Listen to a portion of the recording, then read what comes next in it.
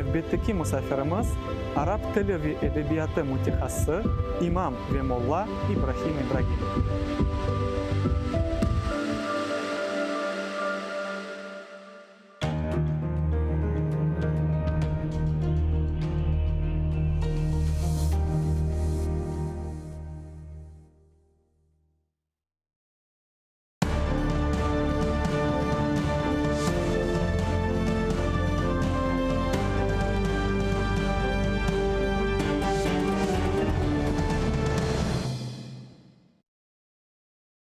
Селям алейкум, хайрлах шамлар, витаю. Информационная служба АТР работает для вас. В студии для вас работаю я, Гульсум Халилова. И мы продолжаем наш эфир. Начнем с самых актуальных новостей из временно оккупированного Крыма, о которых нам расскажет наш журналист Роман Спиридонов. Он с нами сейчас на прямой связи из Ньюзрума.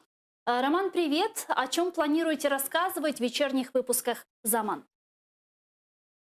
Приветствую, Гульсум. Начнем с такой вот новости. Глава турецкого космического агентства Сейдар Йылдырым озвучил планы по сотрудничеству с Украиной. С нашей страной собирается разрабатывать и запускать в космос спутники. Говорил глава космического агентства и о Крыме. Вот что он сказал, узнаете из выпусков новостей. В оккупированном Крыму, в Армянске, продолжается так называемый суд над Мустафой Джемилевой. Оккупанты продолжают вызывать свидетелей обвинения, чтобы доказать, что Мустафа Джемилев якобы нарушил государственную границу Российской Федерации.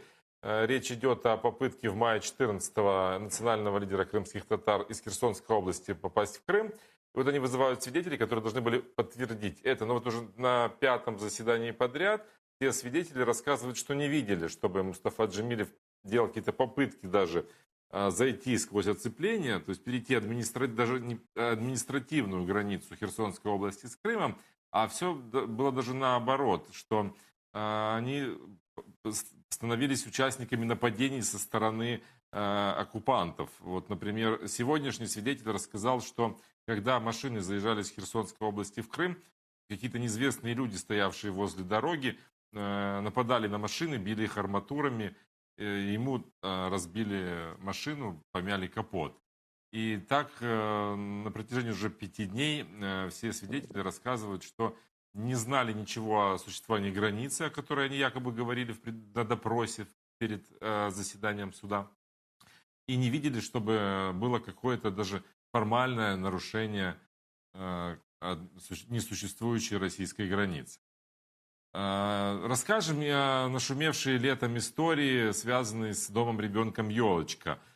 Приемные родители, которые там усыновили 2-летнего Сережу, обвинили администрации дома в том, что ребенка там довели до истощения. Им его долго не отдавали, сначала ссылаясь на эпидемию коронавируса, а когда его удалось забрать, увидели, что Сережа на грани жизни и смерти, он сильно истощен. И оказалось, что они такие не одни. С такой проблемой столкнулись многие родители в Крыму. Тогда оккупационные власти попытались скандал замять. Заявили, что в доме ребенка «Елочки» провели свою проверку, и там хорошие условия содержания детей. Но вот была еще прокурорская проверка, и результаты этой проверки уже известны. И вот подтверждают ли они позицию оккупационных властей или не подтверждают, вот мы сегодня будем разбираться в этом скандале.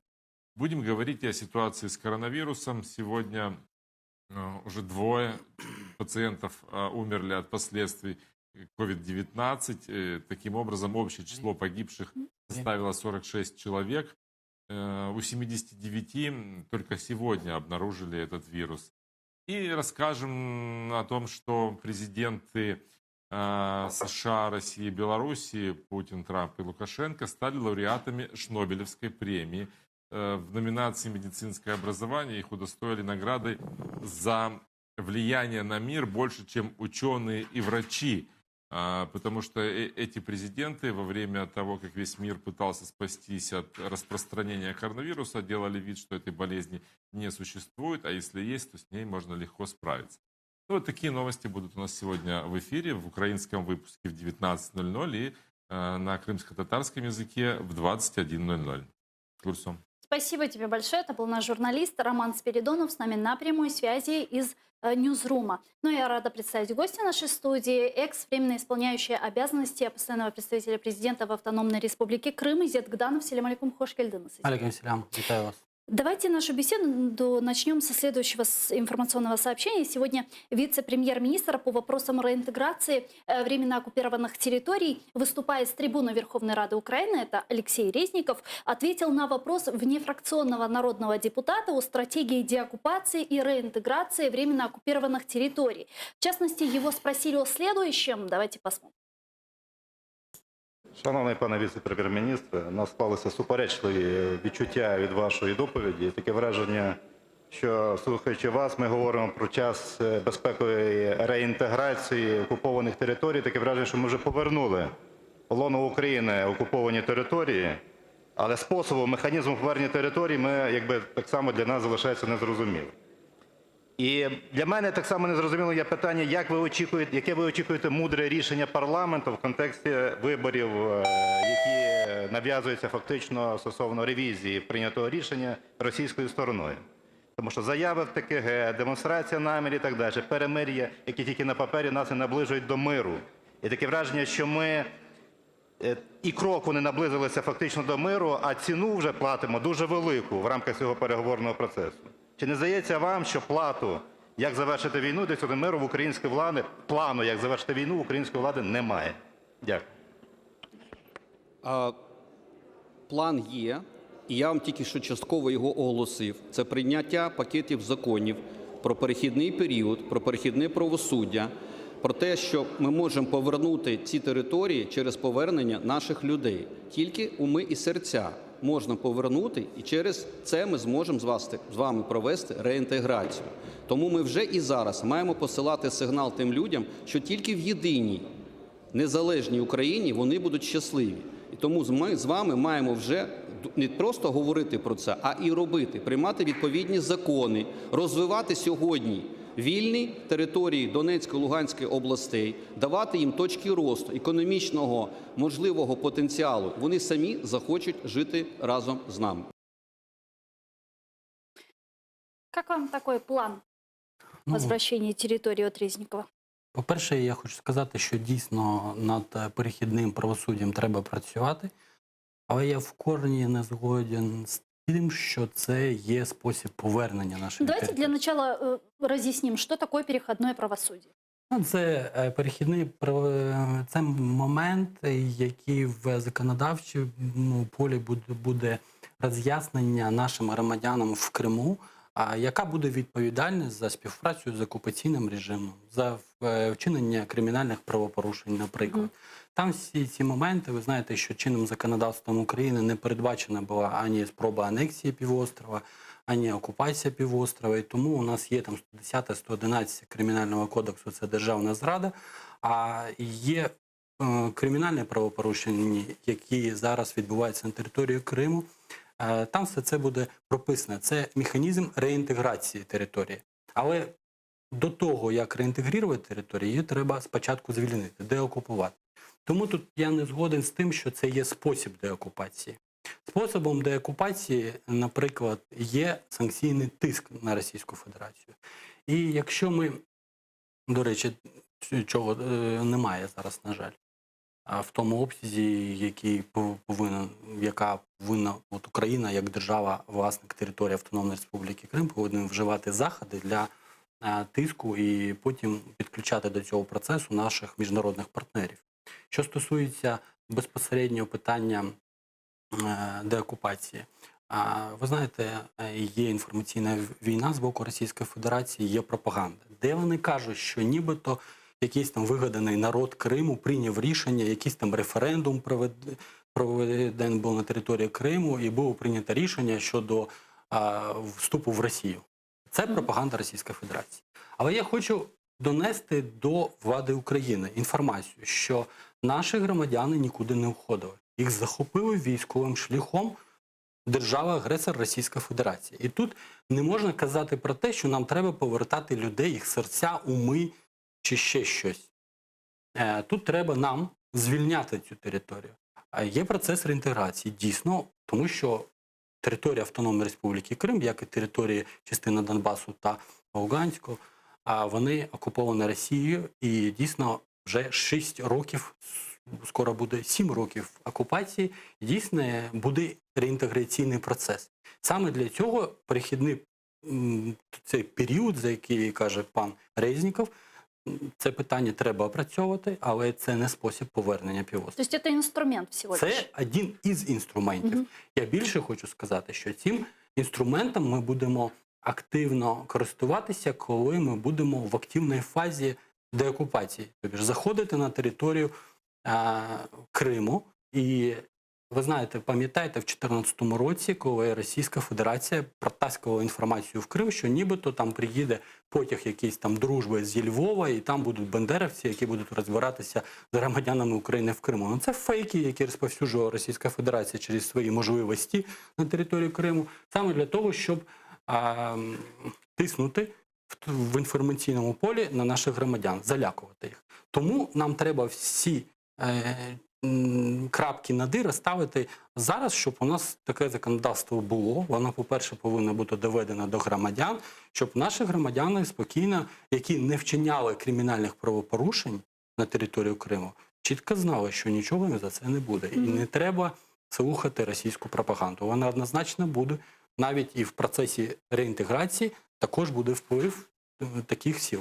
Ну, на самом деле, вот эта теза о том, что Украине, материковой Украине сначала нужно укрепляться, да, стать экономически сильными и так далее, и потом вот люди, которые живут на территории временно оккупированной, в том числе, да, то есть они сами захотят вернуться. То есть эта идея, это утопия и выглядит больше как подыгрывание Кремлю. Це повна утопія, тому що є приклади, є Абхазія, ви знаєте, Батумі і Сухумі. Ну, скільки б років там не пройшло, в якому стані б Батумі не було б, Сухумі не повернеться, поки не будуть виведені російські війська з цієї території, поки не буде деокупація. І тут повинна працювати Грузія і вся світова спільнота, тому що зараз Україна форпост. Якщо б ми всі зреагували у 2008 році, коли була військова агресія відносно суверенної держави Грузія, тоді, може, не було б агресії на території України. Не було реагування суспільства в міжнародному масштабі, я маю на увазі. Тому зараз форпост – це Україна. Якщо це буде останній такий випад агресії Російської Федерації, оце, знаєте, це ж міжнародний тероризм в обличчі держави, маю на увазі Росію. Якщо ми зупинимо спільними зусиллями, але Україна повинна тут бути локомотивом. Ми повинні робити все. Ми повинні зробити все, що в наших силах. І потім ми можемо звертатися і, я скажу так грубо, вимагати від наших міжнародних партнерів для того, щоб санкції були не такі, знаєте, слабкі там, чи там такі погрожливі, а конкретні, економічні, такі як SWIFT, такі як ембарго на енергоносії і так далі. Вони розуміють, що це треба робити. Але вони дивляться на владу України, яка каже, що треба перехідне правосуддя, і ми так повернемо територію, ми повертатимемо. Ми так не повернемо територію. Но если переходной вот этот период, вот это переходное правосудие, о котором говорит Резников, это один из инструментов деоккупации, дальнейшей реинтеграции этих территорий, тогда что должно быть основным инструментом, который есть у нас сейчас? А зараз у нас немає рішення військового звільнення території. Поки що немає. Але є у нас дуже дієвий інструмент – це економічний тиск на агресора. Дуже великі витрати зараз несе Росія в санкційному плані за Крим, за агресію на Донбасі. Вона дуже суттєво, кожен громадянин Російської Федерації відчуває це. Якщо ми цей тиск будемо посилювати і залучати до цього тиску наших міжнародних партнерів, я вважаю, що прийде час, коли Російська Федерація сама відмовиться від Криму. Тому що це буде такий дуже великий тягар. Він зараз є тягарем, і я впевнений, що якщо Росія би в цьому навіть вигляді, в якому вона зараз є, знала, за які кошти вони будуть утримувати цю територію, я думаю, що був би інший варіант окупації, не повністю Крим. Ну, смотрите, о радикальных санкциях в отношении Российской Федерации со стороны Запада мы уже говорим на протяжении 6 лет. Почему сейчас Европейский Союз должен принять эти санкции? тому що ми повинні рухатися в цьому напрямку. А что мы должны делать, чтобы все-таки эти санкции были у нас радикализированы? В Україні є важливий вплив. Ви знаєте, що дуже багато чого сконцентровано на материковій Україні російського. Ви знаєте, що ми маємо вплив на територію Автономної Республіки Крим. Є певні міжнародні компанії, які там працюють. Ось зараз я такий приклад можу навести. Я ще до цього це казав. Це робота того ж самого заводу «Титан», і де сировина надходить саме з материкової України. Да, там використовують Ільменіт. схеми, да, ну він працює. Якщо ми зупинимо, наприклад, «Титан», це буде ще проблемніше питання не тільки Армянську, ще й Красноперекопську. Тобто це додатковий тягар для Росії. Треба готівку завозити на територію Армянська та Красноперекопська і видавати людям. Хай вони це роблять. І питання тиску щодо води, вони там намагаються це питання виторгувати. А тут є спротив саме громадян України, українського суспільства, української нації. Ми не можемо допомагати окупаційному режиму утримати територію. По всім міжнародним нормам це питання Росії. Якщо не можуть, хай виходять з території. Вы, наверное, смотрели интервью Андрея Богдана Дмитрию Гордону, где он сказал, что якобы есть договоренность какая-то с Российской Федерацией и договоренность страны Андрея Ермака, что определены какие-то пункты, там 13 пунктов, что вы нам это, а мы вам взамен, допустим, освобождение политзаключенных. Вы нам воду, а мы вам еще что-то, авиасообщение там в Крыму и так далее. Вы допускаете, что такая договоренность могла быть? И что может идти торг в вопросе воды, пленных і так далі? Ви знаєте, якщо дивитися на інформаційний простор загальний доступний, дійсно я цього документа не бачив, як і більшість не бачив, а може і такий є. Але тут я можу сказати, що якщо дивитися на загальну інформацію, то ми бачимо, що деякі посадовці і досить впливові зараз політики і можновладці кажуть, що в Крим треба воду подати. Ну, їх багато, починаючи там з представників Верховної Ради, і далі і голови комітетів. Да, и Шмигаль об этом говорил. Да, да. Майже кожен впливовий політик торкався теми подачі води в Крим. Я вважаю, що це не просто так сказано, це, знаєте, замірювали середню температуру, і дійсно відчували вони, чітко відчували, що українська нація буде чинити спротив. Вона буде чинити спротив. І ми не можемо допомагати окупаційному режиму. Потім посадовці з цієї теми відходили і казали, що не так зрозуміло. Але є такі посадовці, які прямих важелів впливу не мають. Вони там кажуть, що вода не буде подаватися. І одночасно, які мають вплив, вони кажуть, що воду треба подати. Чи там це наші громадяни, чи там це наша територія, це треба зробити. Але не можна це робити, поки Крим не буде звільнений. А насколько сегодня сложная ситуация в Крыму с водой? Вы, наверное, следите. Грозит ли Крыму гуманитарная катастрофа? А тут я вам можу сказати, що води питної для громадян України достатньо. А я маю на увазі, що до окупації наших громадян там 2 мільйони. А потім, звісно, в порушенні міжнародних норм, і це є, до речі, військовим злочином, Російська Федерація завезла з території Росії в Крим незаконно громадян Росії. І по нашим даним, десь там 3 мільйони, кажуть, є вже громадян. Дійсно, це попит, в тому числі і на воду, збільшується. Більш того, вони активно завозять військових, будують там для них дома, будують військові бази. Взагалі, Крим – це військова база велика для Росії. Їм байдуже все, що там відбувається. Їм вода потрібна для промисловості, яка там працює на військовий шлях більшості. І потрібна саме для підтримання військової теми всієї. Тут я можу сказати, що води для громадян достатньо, а далі вже це проблеми окупаційного режиму. Но сейчас как раз-таки недостаточно воды, особенно в Симферопольском и Бахчисарайском регионе, где люди воду видят только утром 2 часа и вечером только 2 часа. Ви знаєте, тут питання, дійсно, вони викачували воду з глибинних водосховищ в Криму, де було поповнення з початку 63-го року, як канал Північно-Кримський був запущений, там вода це накопичувалась. Зараз вони незаконно, всупереч всім нормам і правилам, вони це розуміють, вони пробурили ці скважини і активно викачували цю воду. Але це, знаєте, це дійсно є північ Криму, там є проблеми, дійсно є в Сімферополі проблеми. Ну, якщо вони не будуть використовувати на військові бази, а виключно для населення, проблем з водою не буде для населення, для споживання, щоб не було катастрофи гуманітарної. А що касається промисловості, її там не буде дійсно.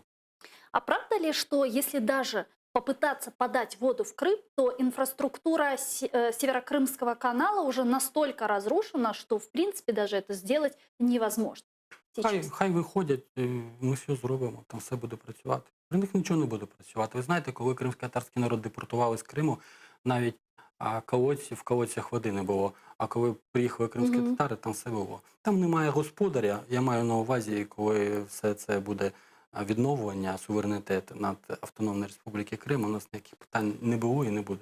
Вы, наверное, слышали заявление экс-псевдопрокурора Натальи Поклонской, которая апеллирует сейчас к Организации Объединенных Наций и отправляет им сообщения, письма, что якобы в Крыму ситуация очень сложная, гуманитарная катастрофа и так далее, где ей отвечают и говорят, что ответственность лежит на Российской Федерации, внимание, и на Украине. А как на это реагировать? Ну, ви знаєте, там було пояснення цього питання від МІДа нашого. Там, як завжди, Російська Федерація інтерпретує інформацію, як їм вигідно. Насправді, чітко прописані норми міжнародного права, де визначено, що ми, як держава, не маємо зараз де-факто керувати, не маємо можливості керувати і забезпечувати всім необхідним на території Криму. Зараз це обов'язок окупаційного режиму. До речі, окупаційний режим повинен використовувати українське законодавство на території Криму, а він не використовує. Це також військовий злочин. Призов до армії, так званої, також військовий злочин. І тут Росія, знаєте, інтерпретує все так, як їм треба. Це, знаєте, один із елементів інформаційної війни. Если теоретически предположить, что украинская власть использует тему воды как предмет торга и решается подать воду в Крым, как будет реагировать украинское общество, как будете реагировать вы, как будут реагировать крымские татары, что будут делать? Ми фізично не дамо подати воду в Крим. Є на це можливості, і є, знаєте, розуміння української нації, що це не можна робити, не можна торгувати цим. Якщо ми всі свої важелі впливу віддамо агресору, тоді як ми будемо деокуповувати Крим? Це наші важелі впливу. Ми не хочемо військового звільнення там. Навіть якщо Україна мала можливість військової операції, повністю військової, ми не хочемо зруйнувати інфраструктуру як Херсонської області, так і Автономної Республіки Крим, тому що там є інфраструктура, там є, по-перше, наші громадяни. І кожне життя для нас важливо, для всіх. Вы знаете, в среду оккупанты вынесли приговоры крымским татарам от 13 до 19 лет лишения свободы абсолютно ни за что. Как вы думаете, как мы можем освободить наших политических заключенных? Знаєте, Что мы можем делать Російська сейчас? Федерація є терористом номер один в міжнародному масштабі. Вони захоплюють людей для того, щоб був список для торгу. Це факт, однозначно. Тому що якщо ми будемо, наприклад, буде звільнення там 100 осіб. 100 осіб дійсно це дуже важливо. Чоловіки повернуться до своїх домівок, діти побачать своїх батьків. Це дуже важливо. Але, от, на жаль, ми всі впевнені, що вони знову захоплять. Вони знову виїдуть в якесь поселення кримських татар і масово будуть захоплювати людей для того, щоб у них цей перелік був повний. Для того, щоб була можливість торгуватися, коли будуть заарештовані злочинці на території материкової України, для того, щоб можна було торгуватися, для того, щоб можна було виторговувати якісь преференції, в тому числі і вода. Вони можуть захопити будь-кого і на території Криму. Там 2 мільйони громадян, вони можуть там дуже великі цифри. Єдиним виходом з цієї ситуації є звільнення території. Звільнення території надасть можливості нам закінчити епоху безпреділу на території Автономной Республики Крым. Но помните, в прошлом году, после встречи 4 лидеров в нормандском формате, президент Владимир Зеленский говорил о существовании нескольких треков, как сейчас модно называть, да, и один из них касался как раз-таки политических заключенных из временно оккупированного Крыма, крымских татар. И говорилось, что сейчас ведутся активные переговоры в вопросе их освобождения. Что-то пошло не так? Напевно, там були домовленості Ну, я можу так, знаєте, сказати, що може там заводу вони хотіли відпустити, а щось пішло не так. Я не знаю чому. Но пройшов майже рік. Ні, більше, ніж рік Да, пройшов. більше, ніж Да, більше, ніж рік пройшов, і питання не вирішено. Десь щось не виконала Україна. Я маю на увазі, були такі домовленості, які суперечать національним інтересам України. І вони, влада маю на увазі, зрозуміли, що це не можна віддавати, не можна торгувати суверенітетом. Я сподіваюся, що вони будуть розуміти це питання і далі, тому що є стратегічні питання, які ми не можемо віддавати. 15 числа стартовала 75-я юбилейная сессия Генеральной Ассамблеи Организации Объединенных Наций, и наш постоянный представитель при ООН Сергей Кислица сказал, что в этом году на сессию готовятся 2 резолюции. Одна коснется прав человека на территории Крыма, это будет уже 5-я резолюция, ну а другая резолюция коснется милитаризации Крыма, а также Черного и Азовского морей, и это будет уже 2-я резолюция. Ну скажите, как это влияет все же на Российскую Федерацию, если институциональный юридический строй вообще мирового сообщества сегодня нарушен Российской Федерацией, и она с нигилизмом относится ко всем международным договоренностям и принятым резолюциям? Я тут можу сказати, щоб підтримувати міжнародний порядок, треба нашим дуже поважним міжнародним організаціям, таким як ООН, ОБСЄ, треба змінювати порядок. Тому що ви знаєте, що Російська Федерація є постійним членом ООН і має право вето. І вони використовують це право і блокують рішення. І тут я сподіваюся, що наші міжнародні партнери зрозуміють, для того, щоб був порядок міжнародний, треба змінювати порядок прийняття рішень, порядок реалізації рішень. Цих резолюцій дуже багато. Дуже багато було і стосовно Криму. Але вони, на жаль, остаються тільки на папері. Да, це дуже важливо, що це питання там піднімається. Це дуже важливо. Але хотілося б, щоб було б якнайскоріше звільнення півострова. Юридически можно лишить каким-то образом Российской Федерации права вето в Совбезе ООН, учитывая, что она своим плебисцитом, как вам известно, свою конституцию, свой закон поставила в приоритет над международным правом? Тут питання самої організації. Тут треба змінювати порядок. Ми кажемо, що це треба робити. Це треба робити однозначно, і всі учасники цього процесу повинні розуміти, що це, якщо це не змінити, це приклад того, як можна казати, що да, ми за міжнародний порядок, і одночасно порушувати його. Брутально. Министерство иностранных дел Украины недавно передало президенту Владимиру Зеленскому стратегию по деоккупации Крыма и концепцию международной диалоговой платформы по Крыму. Вам известно, что это за документ? По-перше, як мені відомо, це частина, яка стосується безпосередньо Міністерства закордонних справ, це не повна стратегія. Я її не бачу. Я розумію, що цей документ повинен бути такий комплексний. І, знаєте, ми будемо всі відчувати, якщо він буде повноцінний, такий діючий, ми всі будемо відчувати. Ми не будемо бачити отакі от, знаєте, випади відносно повернення серця, ума, печінки чи щось чого. А ми будемо бачити дійсні кроки по звільненню території. Чухсагум Сизитбей, Изет Гданов, бывший временно исполняющий обязанности постоянного представителя президента в Автономной Республике Крым, был с нами в этой студии. Ну а я с вами не прощаюсь, мы прерываемся буквально на 5 минут и продолжим наш эфир. Смотрите сейчас «Заман» вместе с Урианией Сейтумеровой на украинском языке, не переключайтесь. Кошкинч.